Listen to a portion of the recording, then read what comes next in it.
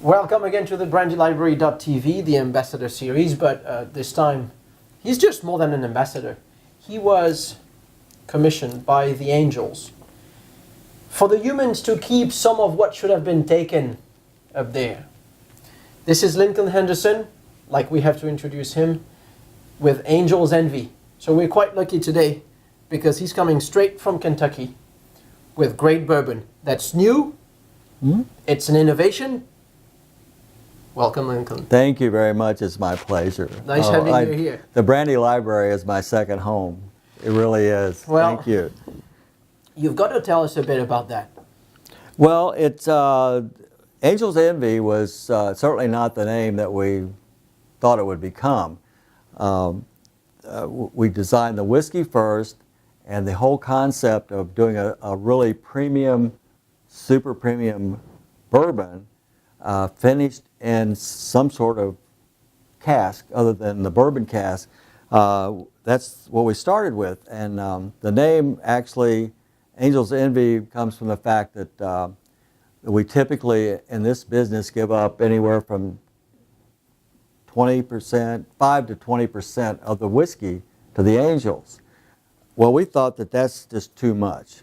So we decided that we're only going to give them a little bit. So thus, we have the name Angel's Envy because they're envious of us, and they're a little pissed off too. Because well, does that mean that you removed it from the cask as early as possible? That's so that right. they couldn't get That's right. that drunk up there? Yeah, because if you go into a bourbon warehouse in the evening or late at night, you hear the angels up there giggling and laughing because they're getting so much of this fine whiskey. Well, since we decided they weren't going to get the best part of it, they're not so happy. But I think they've accepted the fact that a little's better than nothing. The bourbon is very good too. I mean, it took us about just 3/4 of the bottle to figure out what you would be talking about. Well, that's probably two drinks in Kentucky. In Kentucky, Yeah. it's 2 drinks. Now, when you say we designed the whiskey, who's we? What's behind design? Anything. The only thing that Lincoln Henderson, the king. We is moi, and I do it. The only thing that I can lay claim to in the past 47 years is I have some knowledge of whiskey. I think so. Anything else I don't know anything about, and my wife is very specific in that, said you don't do anything except make whiskey. But whiskey to me is such a there's nothing else in the world that takes this type of care and loving and the senses to make. I mean, how would you like to make gasoline and be able to? But anyway, my career started in 1965, but I was well on the way to appreciating things of flavor, aromas and taste, whether it was spirits or whether it was foods. So when I joined Brown-Forman, I was very lucky to join Brown-Forman and become involved in the sensory part of the company, which was responsible for all the whiskeys being matured, actually from the beginning, from the making of the whiskey and from the maturity of the whiskey. And it was, I learned so much about, you have like 300 different components of a whiskey that you can analyze chemically, but there's like that number 301 that we have no idea what it is that really makes a special whiskey. And the only way you can determine this is by tasting. So throughout my career, it was tasting. And everybody laughs about that. They say, well, I guess you really got drunk a lot, but it was all it's a very specific type of, it's almost like an analytical technique to do tasting of spirits. So we could define all these really nice things that were very important chemically, but you couldn't define them analytically. I mean, you could define them by your senses, yeah, but you couldn't define them chemically. So, well, but then now, why did you think that a very good bourbon would need something else? Because that's really what the Scots are doing with a wood finish. Sure, yeah. Now this is a port wine cask. Yes. There. Where are you getting the port pipes from? The port pipes they're actually they're 60-gallon wine barrels from Portugal. Okay. freshly dumped wine barrels. Beautiful wine casks that hold 60 gallons. Our bourbon barrels hold about 53 gallons. So the barrels come in and they're beautiful. They've been covered with plastic wrap. Do you go and rub them sometimes? Oh yeah, it's almost sensual.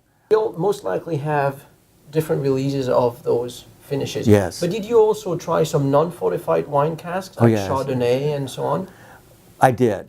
Yes, I did. And what's up with that? Where is it? Is it coming up? You've got to reveal yourself. You've got to tell us all. We want to know. Well, let's put it this way. I didn't feel like Chardonnay barrels or Bordeaux barrels or, like Cabernet Sauvignon barrels worked very well for us. They're too much tannins. It changes the whiskey too much. I mean, they're not bad, but we wanted something that really fit with the whiskey and really very soft. There are like rum barrels, pot still rums, which have a lot of the molasses character and the dried fruit. But there's some things that don't work, and we don't want to put something out there that the whiskey clashes with the finish. So then you mentioned the tannins of the wood that can be a problem. Right. Does that mean that those port pipes are made out of American oak, or they're out of European oak? Oh, this is actually European oak. Yes. Right. But the tannins are not too. No, because they've been the tannins have been actually, most of them have been removed with the port wine. Mm-hmm. Yeah. Very good. So we just have the residual in there that just has a nice finish and.